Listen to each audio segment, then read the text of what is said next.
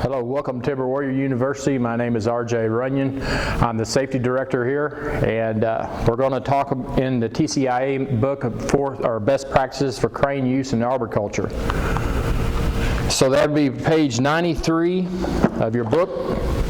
11th chapter is what we're going to be covering.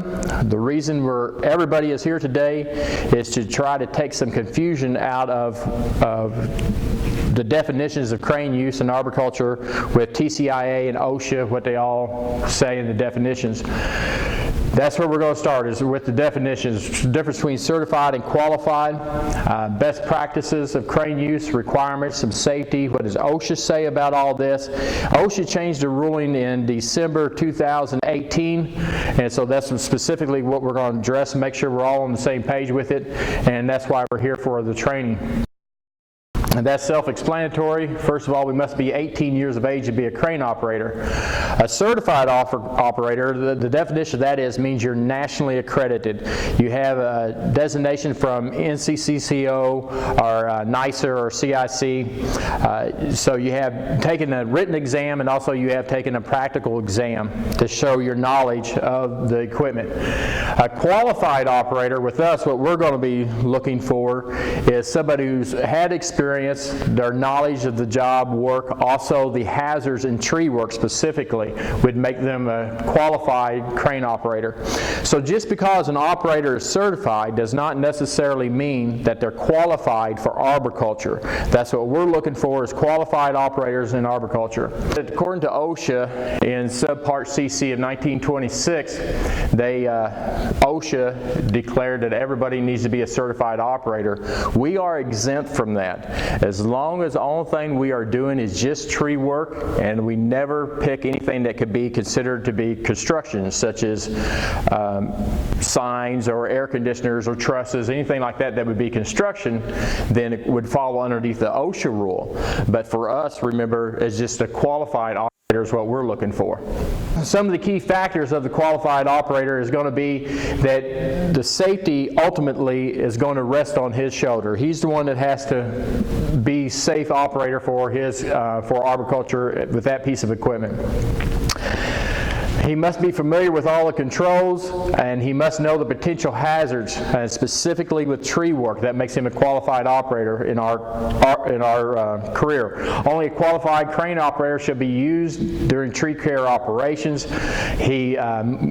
If he does have little or no experience, it does not necessarily exclude him. He just has to be open, has to be coachable. Also, that's why some of the times the companies will sub out the work because of that. He should be held, again, directly responsible for the operations of that crane. Whenever there is any doubt, the operator should refuse to do work. If it's something that's unsafe, he should refuse to do the work. And he must be able to read the load charts, and the chart has to be specific to that crane model, or he is not able to run that crane. He must also always use the load charts, because he has to figure a margin of error for each and every pick, and so he has to know the green log weight chart. Operators, you have to be able to do that the same as the arborists do. If he is not willing to read the green log weight chart, he is not qualified for the job. He understands the proper setup. He's familiar with our hazards. The arborist in charge can stop work at any time, but it's not just the arborist. We're the entire crane crew. Groundmen, arborists, operators is the crane crew. So anybody can stop the work.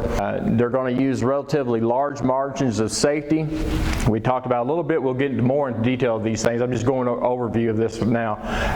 He should be directly responsible. Again, they keep bringing this up. The operator will ultimately be responsible for the safe use of the crane.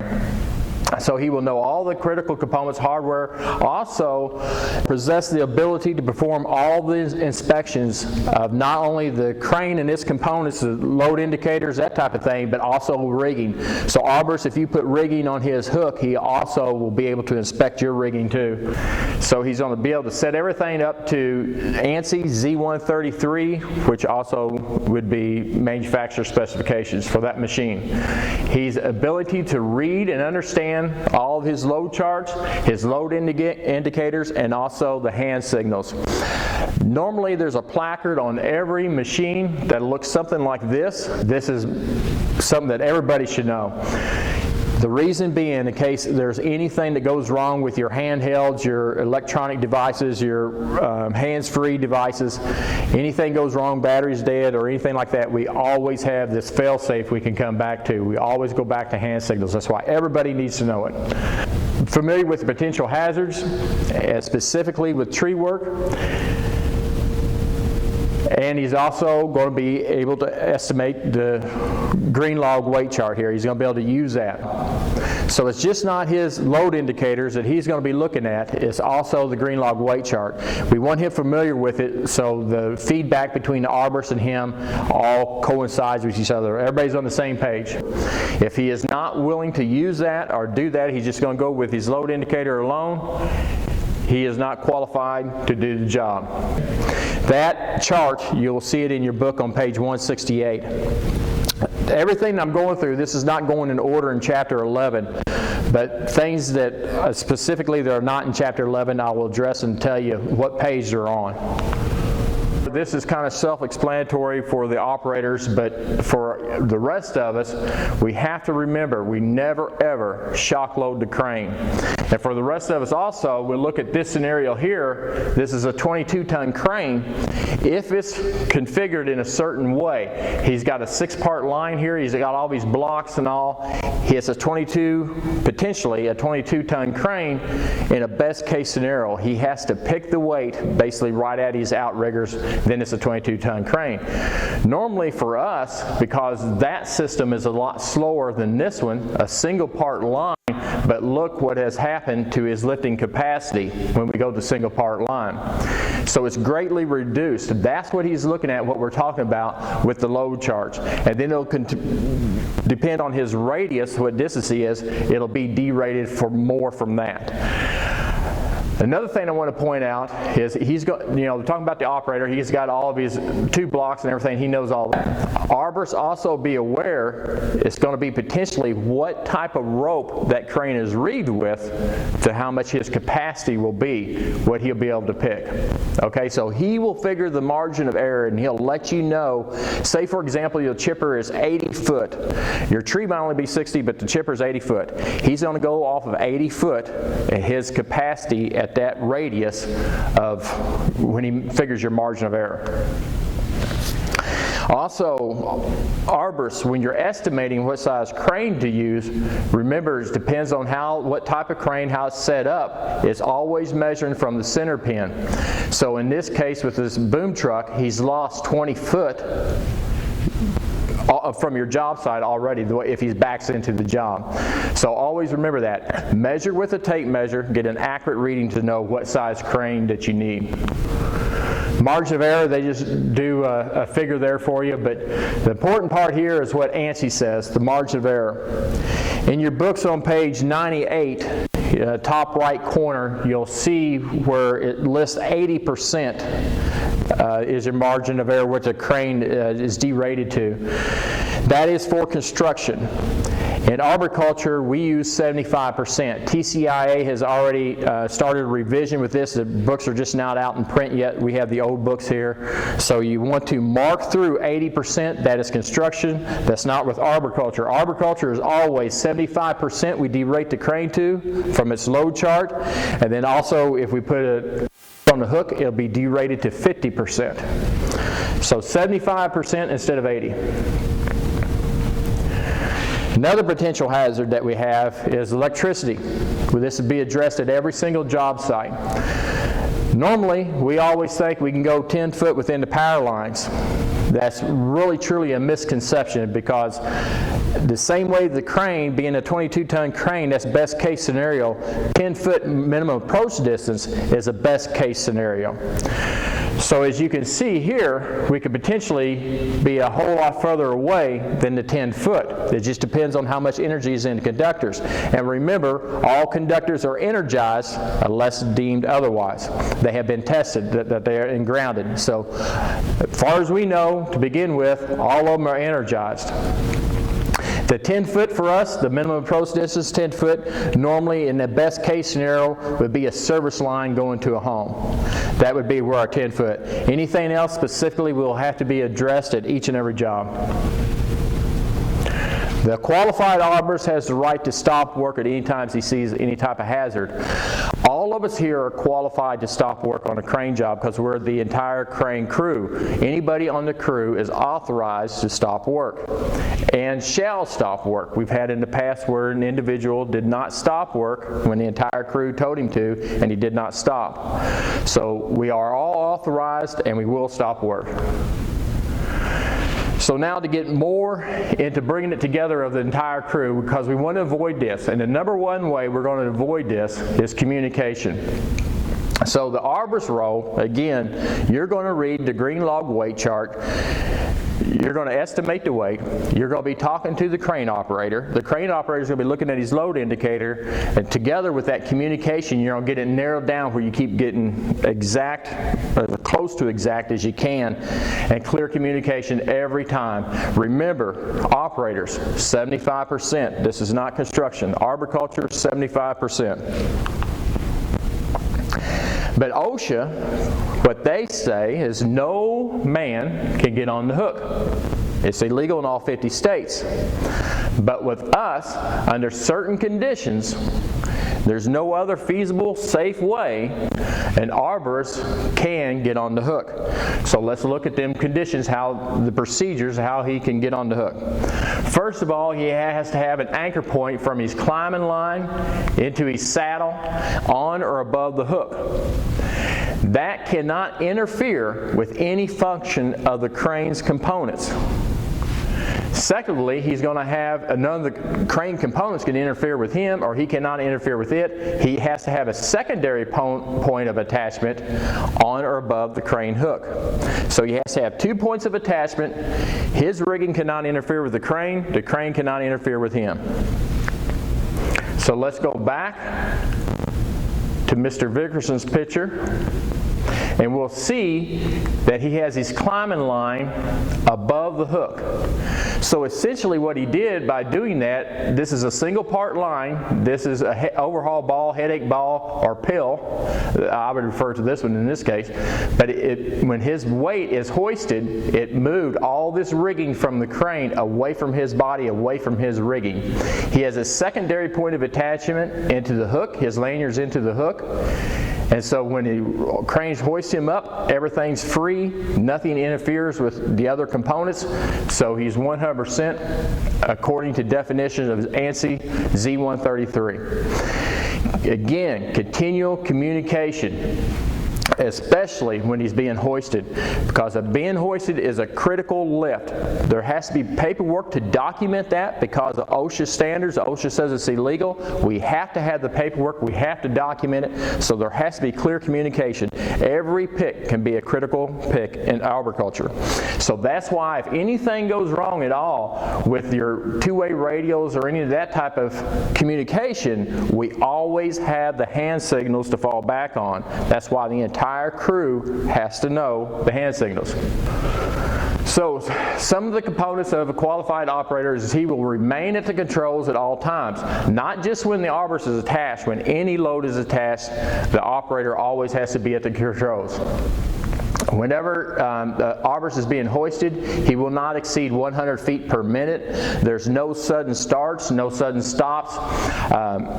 His carrier shall not move at any time when an arborist is on the hook. So in this case, potentially say we're using a telehandler or lull, extendable boom forklift. If you have to put an arborist on the hook, there's no other safe way of doing it. Do not move that machine. An estimation of the radius, this is all going to be done beforehand. It's your pre-job walk around. Again, use a measuring tape. Do not just walk this off. Time load is suspended, arborist must be detached. So either you're going to be picking a woody type material, a tree, or you're going to be picking the arborist. It's not both at the same time. It's one or the other. Except, there's always an exception. Again, this is very hazardous.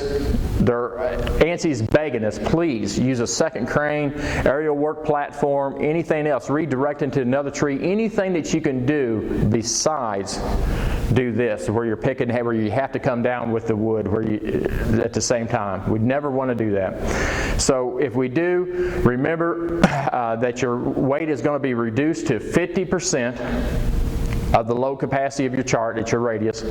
And also the arborist shall descend as soon as it's safe to do so. As soon as he can get away from that piece of wood, he needs to descend to the ground when it's safe to do so. Like I said, these are all critical lists. Remember, OSHA does not allow this to their standards, so there will be documentation on this every time an arborist has to be put on the hook. You have to document this, and we have to understand why he is going on that hook. What is the unsafe condition, why he has to be there. Operators, remember, you can derate that crane to 20 or 30%. Don't be scared to do it, and stick to your guns why you're doing it. It could be ground conditions. We could have had a lot of water or rain where there's unstable ground, and they need to derate the crane to that amount. And so please feel free to do so. So it could be relatively large safety margins. Again, communication. We want to avoid a conflict between the operators and the signal man or the riggers. So hand signals is a must. They have to be, everybody understands it. They're talked about beforehand, pre-job safety briefing. They're all talked about. Everybody's on the same page here. At this meeting, everybody's going to be involved. It's not just for the arborists in charge. It's also for the operators. They might bring up different situations of underground conditions, septic system or something like that they want to address. Has a homeowner, anybody talk to the homeowner, that type of thing, they're going to bring up a different set of conditions than just the overhead lines. Okay, so everybody's going to be involved. The whole entire crane crew is involved with the initial site walk around.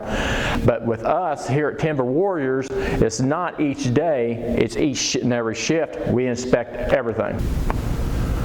So again, some of the best practices we're going to use, we're going to set up the crane as close as we can.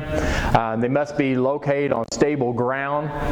Because of that statement right there, we stay within 1% of level. I know that some cranes are configured where we can go 5% of level, but with us, we're always going to stay within 1% because the ground conditions is our Achilles heel potentially. So we always stay within 1%. Tape measure, give an accurate reading of your radius.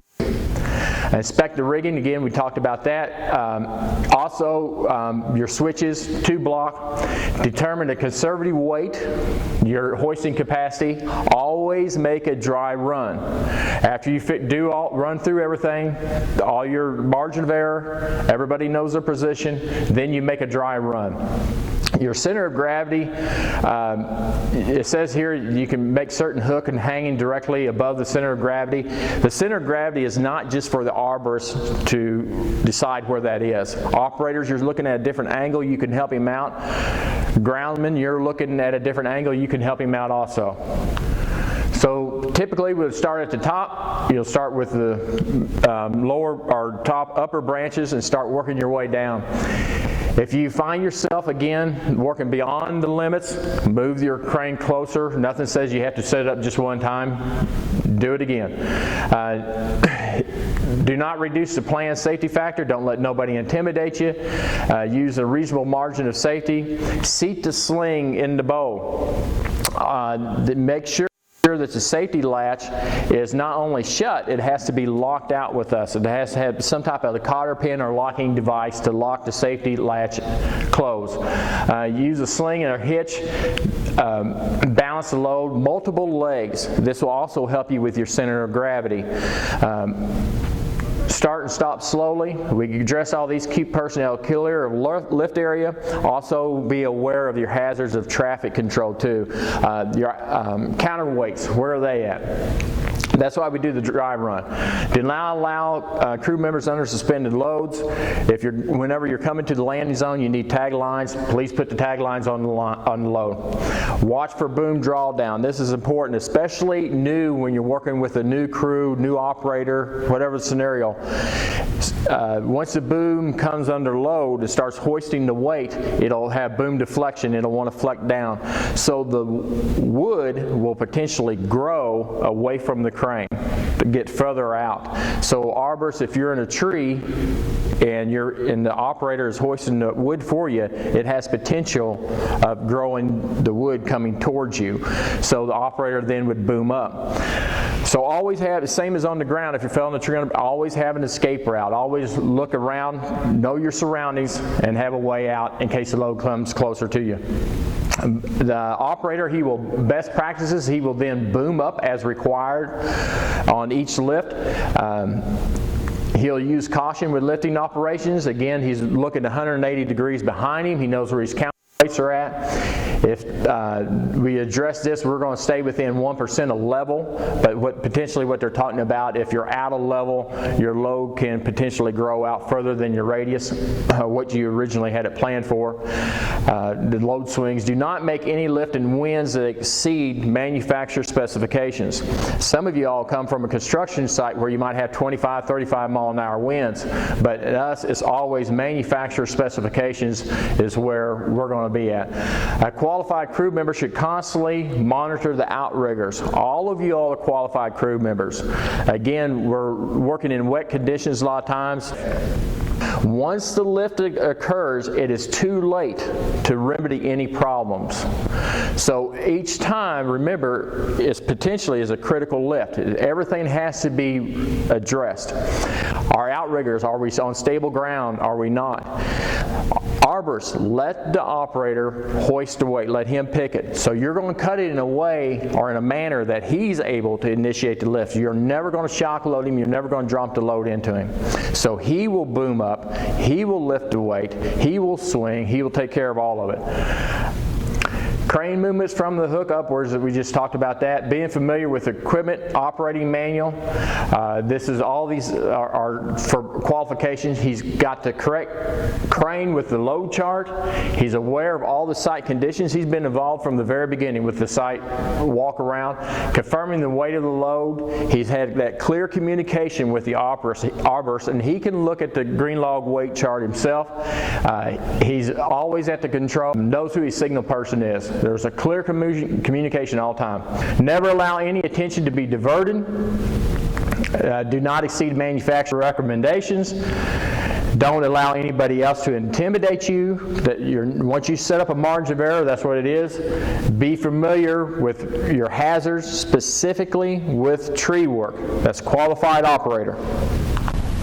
Any questions?